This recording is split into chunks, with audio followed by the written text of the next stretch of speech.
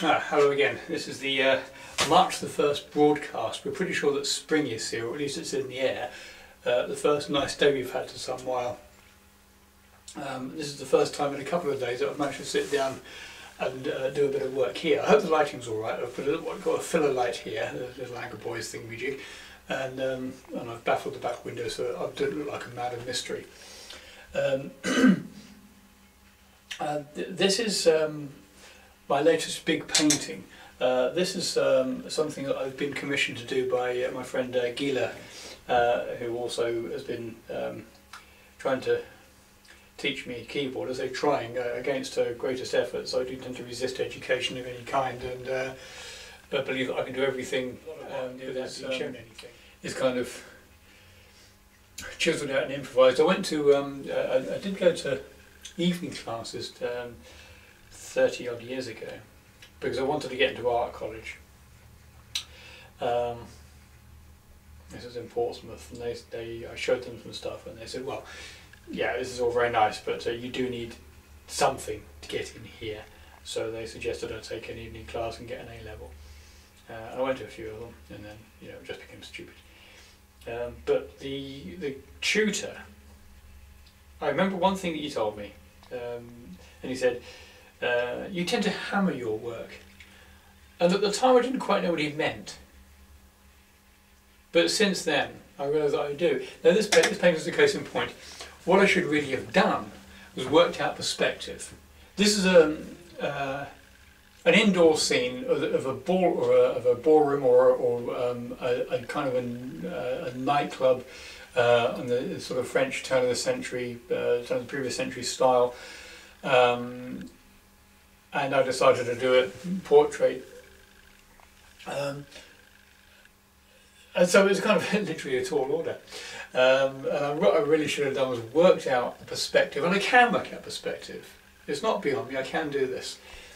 And I haven't done that, I've just done it by eye, and I do things by eye. Because I'm using acrylic paint, which does cover pretty well. I'm going to be kind of bending it and shaping it. I spend a lot of time doing that before I get the desired effect. Or I'm not bending it and shaping it, I'm hammering it. And that guy was quite right. I can't even remember his name, he'd be long dead now. He was older than I am now then, and that was 1975? No, 70, I think it was 75. Gosh, that was a long time ago. 55 then, he would now be 90. That's quite frightening. But people looked older in those days. I had all this stuff before. Now what I'm doing with this painting here, you might be able to see a vague outline of a figure here. When I was sketching it in, both in pencil and in paint, I put some figures in. Now what's going to happen is, Gila's going to be the centre point of the painting. But when she commissioned the painting, she said, well, I mean, I shouldn't just have a painting with just me in it on my wall. It just seems a bit strange. So I said, well, don't have your painting, in the style of, sort of a Fantasia on Montmartre and Moulin Rouge, and have all your friends in it, because I knew that she liked, that sort of era and that sort of location. And I said, well, look, we'll just put your friends in. So she thought that's a wonderful idea, and so this is a great thing, big challenge for me, because I've never done anything quite like this. It contains so many likenesses. That's a lie. Now I have done, but not to this scale. So anyway, what I did was I painted some shapes in to roughly see where the people were going to be going. But now I've figured that out, sort of thing. I've now painted those. It's only outlines like this. It wasn't anything very substantial. The only substantial thing was the Gila figure. Because I needed to, and she's obviously the central point of the picture. I need to figure out which is going to be, what she's going to be doing, which is going to be standing. Her boyfriend is going to be here, sitting at a table, and she's going to be saying, come and get up and dance, because she wanted a dancing sort of picture. And I kind of felt, and it was a feeling. I didn't plan this out. It just sort of came to me that the picture wanted to tell a story, and I wanted to show somebody who had been dancing, maybe by herself, maybe just having a whoop and a holler, and now she wants, you know, this guy to join her, so that he can do the same thing, see if he can keep up with her, I guess, basically.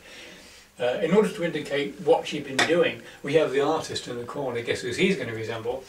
And we're going to have some sketches that he's done on this tablecloth, a la Letou's-Lautrec, of the Gila characters' dance movements. So this tells the story of what went before. In fact, when I'm thinking about it, I should put him over this side, because then it goes there, there. And what happens next is an imagination of the observer. But I don't know. That's the first time it's occurred to me that the artist should be over here. But I'm not sure. I don't think so, because he's looking across here, so the action would have been here. This is about what's happened, and what's happened was over here. It was in this area. Now she's moved over here. If you put him here, what she had been doing, the past incident, is over here. And that throws the pattern out. That's interesting. That's just a second occurred to me. I don't mind it being inaccurate as long as it looks right. That's the important thing. I want to make more of the of this domed roof as well. I think we'll have a bit more ornateness around here. Everything looks dull at the moment, and I want it to look that way because I want the colours and the luminous parts to leap out from the background. And all the light to be shining on top, where there'll be chandeliers hanging down here and from a point up here somewhere. And I'm hoping I can get the lighting so that it looks about right, so it looks effective and glowing. I won't be using any airbrush on this, I think. I don't know, I might use a bit if I can varnish it. If I can use airbrush on here on the very, very last touch, just to get a glow, and then varnish over the top and, you know, retain it. Because in fact I'm painting on a big lump of wood. In my correspondence, my email correspondence with the Gila on the subject of the painting, I'm referring to this as the slab. Because it's a big slab of pine which I bought especially for the purpose. I was going to paint on this stuff. This is nice. This is actually deadable for oil painting, but I found it quite satisfactory for acrylics, which I use.